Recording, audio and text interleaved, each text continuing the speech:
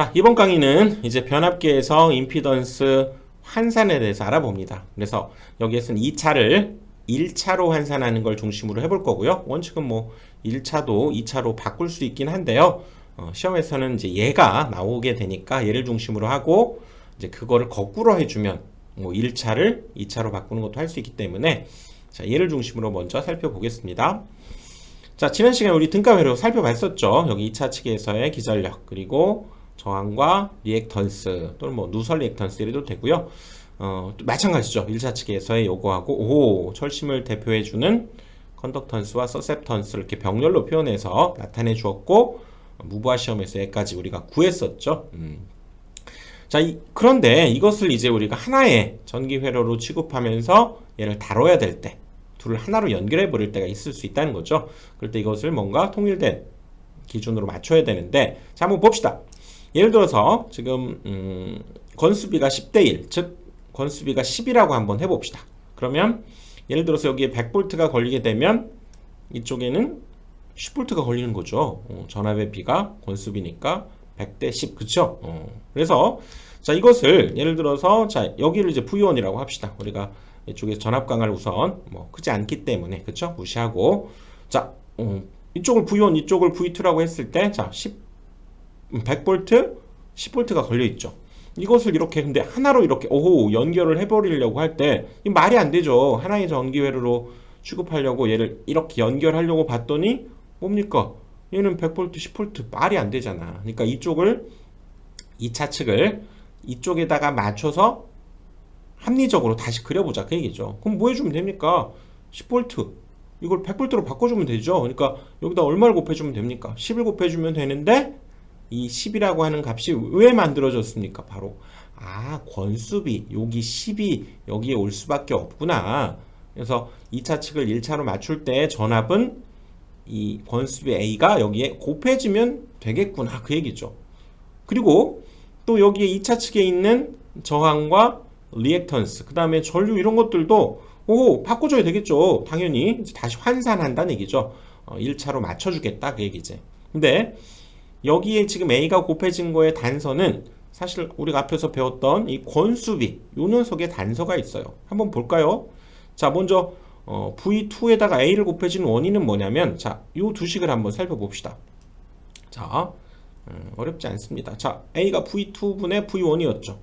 근데 이걸 V1으로 맞추려야 된다, 그 얘기예요. V1으로 맞춰야 돼. V1으로 맞춰야 돼. 그러려면 여기 V2가 이쪽으로 곱해져서 AV2 이렇게 되는 거죠. 그치?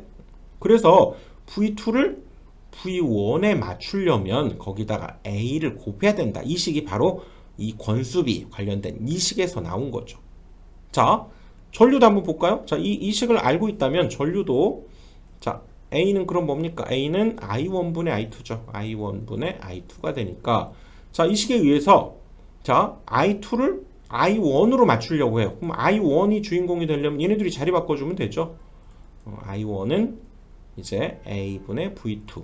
즉, I2를 I1으로 맞추려면 거기다 A로 나눠야 된다, 그 얘기라고. 전압에다가는 A를 곱했으면 전류는 A로 나눠주면 된다, 그 얘기라고요. 나눠주면. 아니나 다를까, 이 권수비에서도 우리가 바뀌었었죠. 얘가 V2분의 V1이었는데 얘는 I는 I1분의 I2. 뭔가 반비례하죠. 그러니까 여기서 A가 곱해졌으면 얘는 A로 나누면 된다, 그 얘기라고요. 오케이. 자, 그리고 여기에서 저항이라든가 리액턴스 이런 것들은 또 권수비, 자, 뭐 하나로 동일된 구조니까요. 자, 하나로만 살펴도 되니까, 자, A는 봅시다. 루트, 얘도 권수비에 다 들어있어요. 권수비에. 자, 이렇게 돼서, 자, 루트를 없애기 위해서 양변을 제곱을 해보고요. 자, 갑시다. 이것을 R1에다 맞춘다. R1을 주인공으로 맞추려면, 자, 얘가 이쪽으로 곱해져야 되죠. 그래서 A제곱 R2가 돼서, R2를 R1으로 맞추려면 A제곱이 곱해져야 된다, 그 얘기라고. 그러면은 당연히 R2에도 A제곱이 곱해지고, 또 뭐 리액턴스에다가도 A제곱이 곱해지고, 임피던스에다가도 A제곱이 곱해진 것이, 그쵸? 얘를 R1으로 맞춘 거고, X1으로 맞춘 거고, Z1으로 맞춘 거다, 그 얘기죠. 그러니까 여기에 다 단서가 있어서요. 이때 얘를 1차로 맞춰라 그러면 여기에다가는 뭐라고? A의 제곱을 곱해주면 된다는 거죠. A의 제곱을. 응? 여기 A의 제곱을 곱해주고 여기도 A의 제곱을 곱해주면 되고요. 전류는 A로 나눠주면 된다. 그러면 끝이에요. 그러면 이렇게 하나의 이어진 회로로 얘를 취급할 수 있게 되었다. 그 얘기지. 자, 정리해봅니다. 자, 이거 자 10대 1, 즉 건수비가 A였던 두 회로를 이렇게 하나로 이어줄 때 저기 100V고 당연히 원래는 10V였는데요. 둘이 이어줄 수 없죠. 맞춰야 되니까 얼마? A가 곱해지네. 10이 곱해지네. 즉 V2에는 A가 곱해진다. 이렇게 여러분 생각하면 되고요. 끝이지. 그리고 생각해보세요. 이 건수비에 의해서 전압과 전류는 반비례했잖아요. 그러니까 당연히 여긴 뭐가 와야 돼? A로 나눠줘야 되는 거죠. 나눠주게 된다. 얘부터 먼저 씁시다. 나눠주게 되고요. 그 다음에 저항이라든가 뭐 리액턴스라든가 이런 것들은 얘랑 같았죠. 다만 순서 같았지. 뭐 R2분의 R1으로 순서가 같아요. V1, V2분의 V1 이렇게 같았어. 다만 루트가 붙어 있었으니까 이거의 반대로 얘는 A 제곱을 곱해주면 되는 거죠. 응, 그치? 여기도 A 제곱을 곱해준다. 이러면 2차를 1차로 환산해서 하나의 회로로 취급해 버릴 수 있고 끝났다 그 얘기지. 자, 다시 한번 연습해 봅시다. 여기 뭐 V1, V2가 여기 V1, V2가 있을 때요. 여기에 자 건수비를 자 A라고 할 때 이거 뭐 연습하면 끝납니다. 자, 그러면 이걸 하나의 회로로 이렇게 이었을 때 V2, R2, X2, I2를 그대로 쓸 수 없죠. 당연히 맞춰야죠. 그래서 2차를 1차로 바꿀 때에는 어떻게 한다?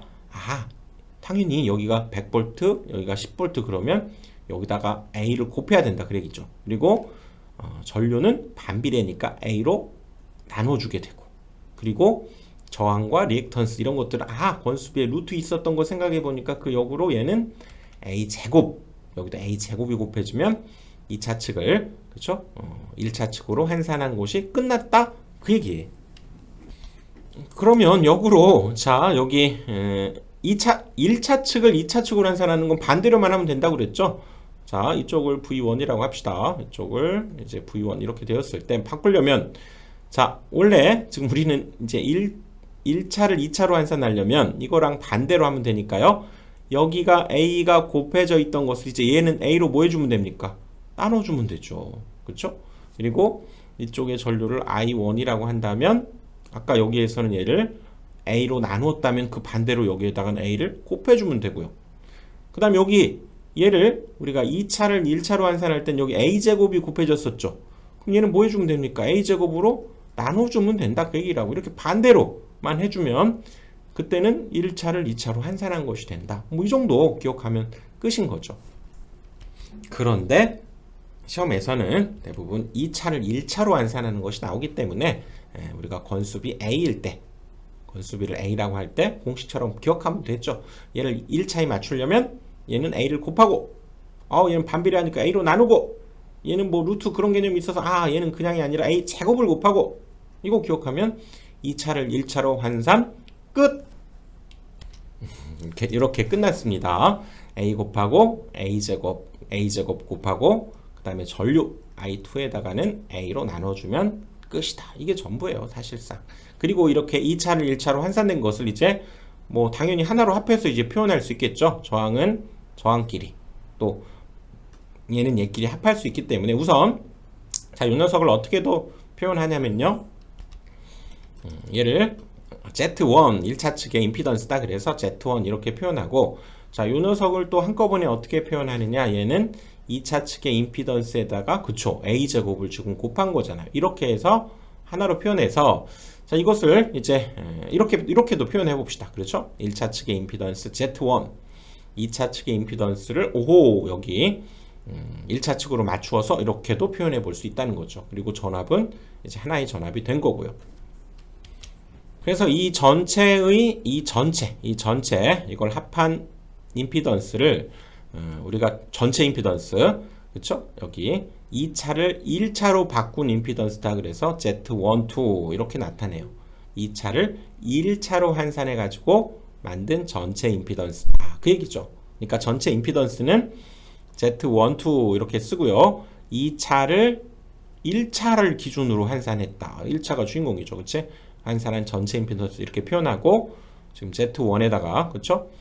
이 부분을 환산한 거니까 Z2의 프라임이다 이렇게도 얘기해서 두 개의 합이다 이렇게 얘기하고 그쵸? Z2 프라임이 A제곱 Z2 이렇게 얘기할 수 있죠 그치? 그리고 Z1 아까 우리 봤던 대로 R1 플러스 리액턴스니까요 JX1이 되고요 이 부분은 역시 Z2에다가 R2 플러스 X2J였죠 거기에다가 A제곱을 곱해서 만든 이렇게 되니까 실수부는 실수부분끼리 허수부분은 허수부분끼리 이렇게 묶어주게 되면 그쵸?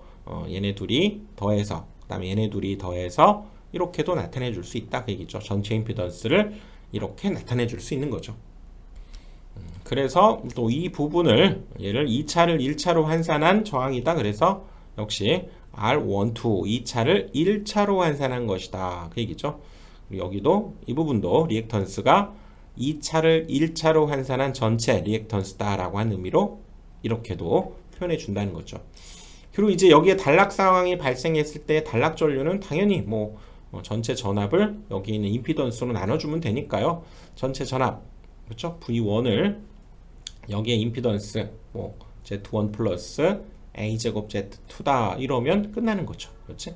이 얘기가 이 얘기지 단락 전류